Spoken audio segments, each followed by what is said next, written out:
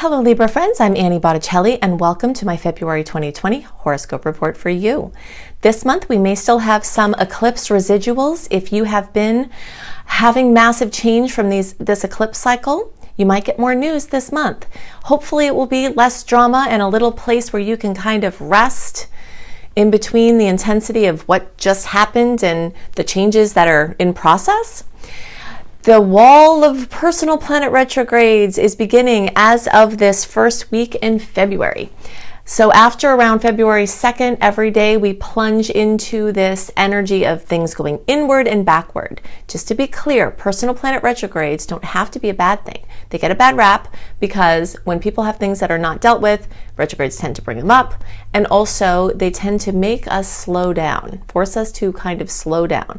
And sometimes people don't want to slow down, but if you voluntarily follow the signs, like if you're trying to do something during a retrograde and it's not working, and you back off and put everything on cruise control, you can have quite an enjoyable time with the retrogrades that dominate the rest of the year. So from February through the end of December, even into the beginning of 2021, we have a personal planet retrograde, a pre-shadow or a post-shadow of that transit, bringing that similar energy.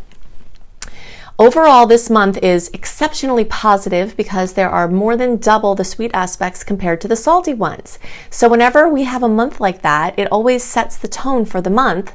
And that's one of the first things I look at when I look to see what does the month look like? How many sweet aspects are there? How many challenging ones? What's the ratio there? And so when we combine a month that has lots of sweet energy with a month that's very much cloaked in retrograde energy, a lot of times the message and the experience that comes from that is blessings from the past. There's something really exciting that I want to talk to you about. And this has to do with the star goddesses having a voice. Okay, so you might notice that in astrology, all except two of the archetypal energies represented by the planets are male. And the star goddesses have been speaking to me for a while, and they've been wanting me to be one of their ambassadors to come and to share their messages with the world, to give them their voice in the whole picture. And this is a very, very interesting note for Libras because of the way of the orbit and the retrograde cycle for this planet Juno, which is a star goddess. Juno is a star goddess, and she rules the dominion of relationships. So because of the retrograde cycle, Juno is going to be in Libra from November 2019 through September 2020. So that means from the end of 2019 to close to the end of 2020, Juno is in one sign, and that doesn't usually happen, and that's your sign. So the messages that Juno brings, which I'm going to share with you what they are really in the face of Libra placements, whether it's your moon or sun or rising sign in Libra, and it's equally important for all Libra placements because the range of the retrograde covers almost the whole sign, and even those at the very beginning it only hits once, and it already happened in November, and the very end of the sign where it will only hit once. You guys are close enough to the web of the retrograde that every Libra is going to have extra doses and helpings of these messages that Juno wants to bring. One of the key messages that Juno wants to bring is the importance of partnership. And of course, Libra rules partnership, so this is like a catchphrase for you guys that comes up often. But the restructuring of your relationships is a dominant force in your astrological experience from the end of 2019 through the end of 2020.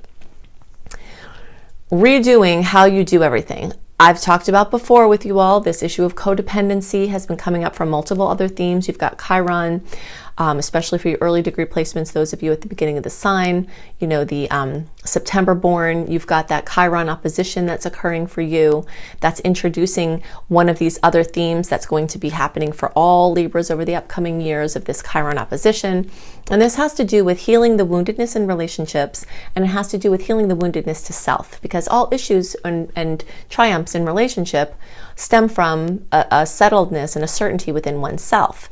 So what Juno is actually saying is to repair that relationship with yourself and with spirit, and let that be the platform on which you launch the ship of dreams in all of your relationship sectors. And these relationships can be romantic relationships, business, like their clients, work people that you interact with for work. They can be your friendships, everybody.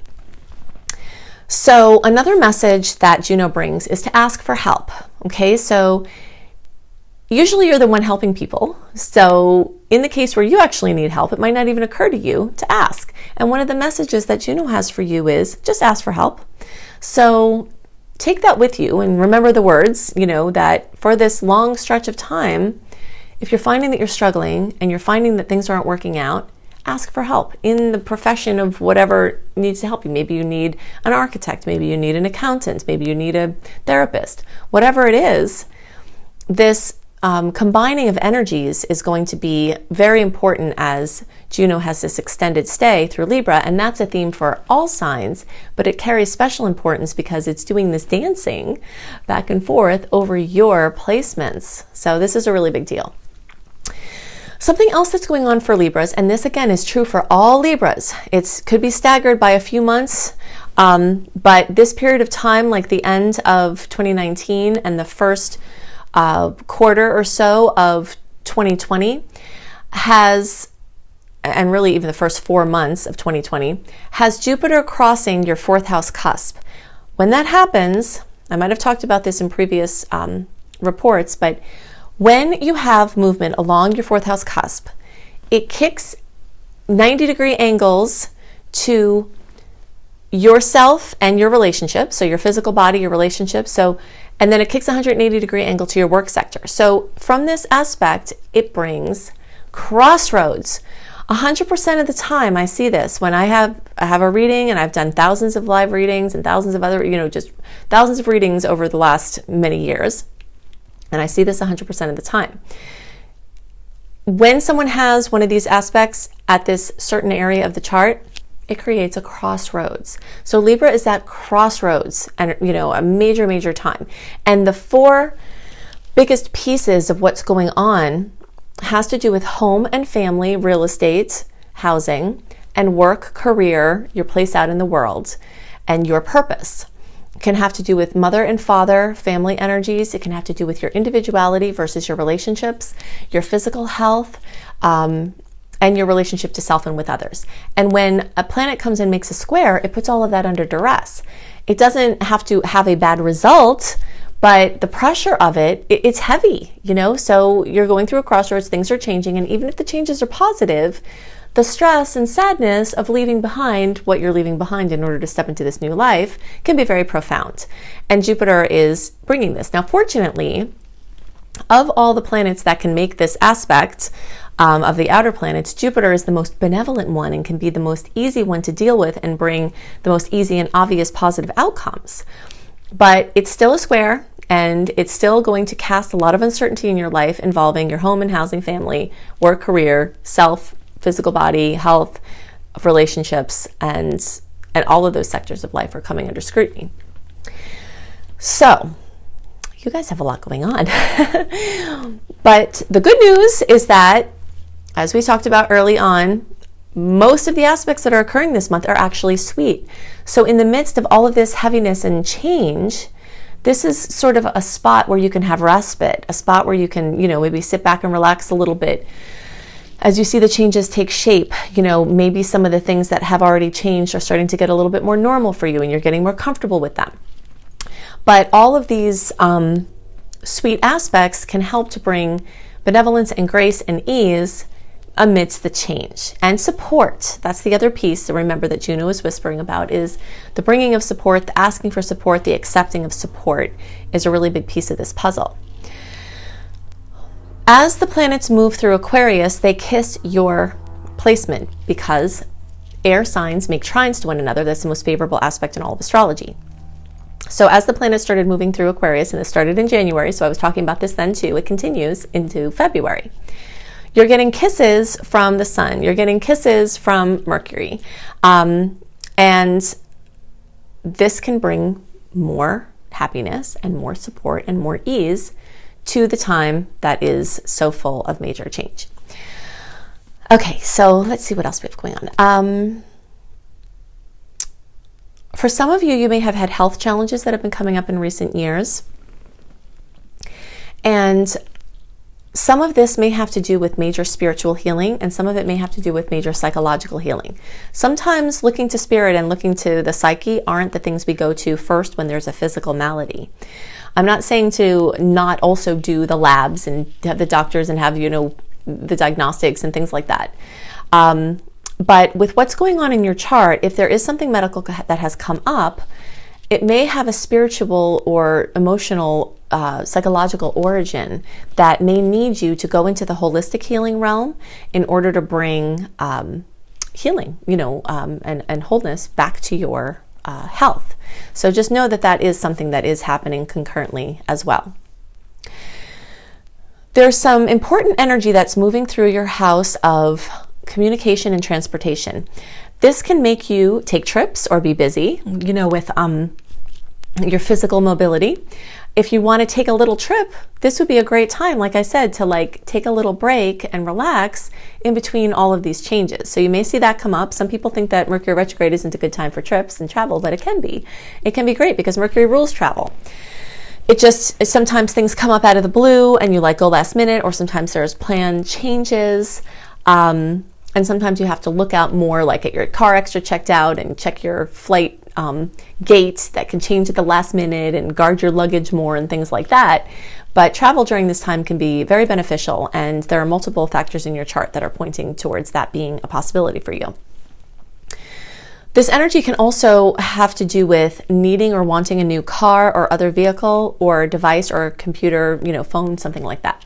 If you have to get something new like that, the first 5 days of the month are the best because we're not in the deep retrograde time, and there are beautiful aspects that take place during that time before any of the mischievous aspects start to have influence.